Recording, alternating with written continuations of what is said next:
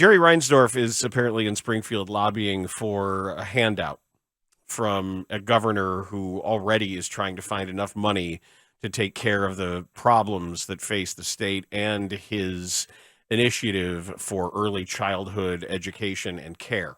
That's really important to J.B. Pritzker. So my hope is that the answer stays the same from the state of Illinois, and that is you need a bridge or a road. You need an exit ramp. We can talk about some of that stuff. But as far as a baseball stadium, you pay for it. Oh, and they will. They will definitely need to do that if they're going to build in the 78. They'll absolutely need some way for there needs to be expansion of a monumental nature. I've been frustrated, and shout out to SCORE listeners and callers this morning, and we're going to take some calls. Hopefully we have the same luck with it, where I do think that in some of the cases of people trying to lobby for this, there is a fundamental lack of the geography of the city, which is why one of the homework assignments that I passed along to people was just go over there. Just go drive over. Here's what you can do. You can take Lakeshore Drive down to Roosevelt Road, take Roosevelt to Clark, take Clark to 18th. And then you tell me on a busy day what that's going to look like.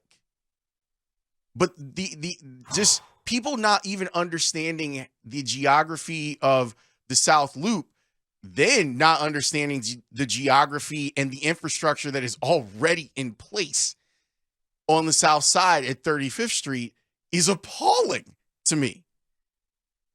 It's clear that some people have never been south of Cermak, and some of these people are acting as if, or they have never taken public transportation to a White Sox game because it's fairly easy to do. So I'm glad that there are some people that are now like pushing back and being like, well, wait, there's nothing wrong. Your ballpark isn't falling apart. Your ballpark's fine, and the state's still paying for it.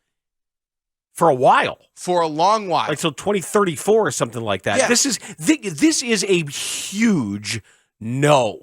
This is a flashing light, neon sign. Get out of my office. The answer is no. Tell your story walking, negatory, hanging the I'm not interested sign on there. I think that we're both in lockstep on that. What the General Assembly has to say about it might be different. And partially the reason that it might be different is that throughout the history of the Republic, politicians are susceptible to numbers that allow for them to say something has improved. If the folks who want to build the stadium and Jerry Reinsdorf are able to convince people, look at all the jobs that I'm going to create. Look at all of the economic boost that particular part of the city, which doesn't need This has all been debunked, though, by peer-reviewed studies. Read everything that J.C. Bradbury has done over the years. I would offer, Dan, that a lot of people in power have not read those studies. It's a boondoggle. Or have ignored those studies. It's a boondoggle. It's all BS, all of the bringing jobs and bringing all of this economic value. You know who gets the value? The owner. Yes. That's it. Well, I mean, You're lining the pockets of a billionaire with public money. As and far the answer is no. As business theory goes, Jerry Reinsdorf's a genius. Why pay for it out of your own pocket if you can get someone else to pay for it? There's a part of me, and I've said this, and I'll keep saying it publicly. This does feel like, to me, the first and second steps to, I tried. This feels like I tried really hard to keep the White Sox on the South Side, even though they're already on the South Side and don't need a new building. But the state and the city couldn't get together to give me money. So, unfortunately, I've got to take the team to Nashville. Tear. Sad. Aww. So sad I got to take the team to Nashville. That's what it feels like. But the thing is that I I think that right now, and to me, it's hard to separate Jerry Reinsdorf, the owner, versus Jerry Reinsdorf, the lobbyist. If I were one of the people in the assembly, I would have questions about, if we give you money, why are you not giving players money? Why are you still one of the lower tiered owners when it comes to We're not going to contract sign value? Ohtani. Right. Why should, if this is for the public good and you look at the White Sox as the public good, then why have you not done right by the people, the citizens of the city of Chicago and the county of Cook and the state of Illinois, by putting the best product possible on the field? If you are asking for state-of-the-art best product possible from the state of Illinois to allow you to reach into the coffers of the state, to build you a state-of-the-art place to play that you're not going to pay for, you get all of the benefit without any of the liability. And that just isn't right. If it's such a good deal, why don't you build it? If it's such a good deal, you should build it. You should own it. That's right. And then we'll help you out in that regard. Yeah, you build it. You can build it, and then the property will be assessed, and you'll pay property tax on it. There, done. And you can have, if it's such a good deal, why are you releasing news of this at 6 p.m. on a Friday before a holiday weekend? Because you know how wildly unpopular it is. That's all you needed to know. When I left here on Friday and that news broke as the sun is setting, like, oh, now we've got a price tag on what this is. Like, that's like, oh, by the way, it's what it's going to cost. This is what we're asking for. What it's going to cost you.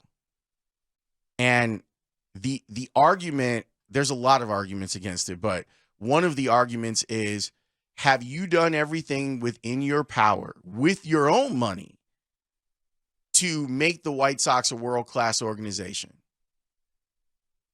Now, I think when it comes to the behind-the-scenes stuff at the White Sox, a lot of it is. When it comes to the actual on-the-field product, the answer is a resounding no. Resounding. And, again, and this is one of the more important parts of this, there's nothing wrong with your stadium. Guarantee rate is not falling apart. No, it's nice. It's really nice. And convenient. The infrastructure is there for people to get in. Your whole identity has been being in that neighborhood. And I'm all for like a facelift, but guess what? You got one that we're still paying for. And apparently, and actually two of them, the initial stadium and then all of the rehab, because you didn't get the stadium right in the first place. So we're supposed to trust, as a state, as a county, and as a city, we're supposed to trust that this time you won't pass up Camden Yards, because that's what you did the first time. We're supposed to trust that you're going to get it right and not come back to the city, the county, and the state 10 years later and go, I know this isn't exactly what White Sox fans want. We took their feedback, and now we're going to make changes, but we're going to need more help to turn the seats from blue to green, to cut off the top level so that it doesn't feel like you're watching the game from an airplane, to put in windscreens so people don't feel like their lives are in danger when they go to the upper deck to watch games. All of these things were given to Jerry Reinsdorf. And the job was done so well that there's nothing wrong with the stadium. And yet, here you sit wanting to abandon that neighborhood that is taking care of you for 40 years. You want to abandon that to go 2 miles so that you could gentrify your ballpark. You want to do that? Pound sand. Or you pay for it. You can do it. You're a private business person. If you want to enter into a private business arrangement, feel free. Do whatever you want. Go ahead. If it's that good a deal with that much positive economic impact for everybody involved, you do it. I don't want to. I'm not paying for it. I can tell you that. We'll see what the governor has to say because that case is being pitched today.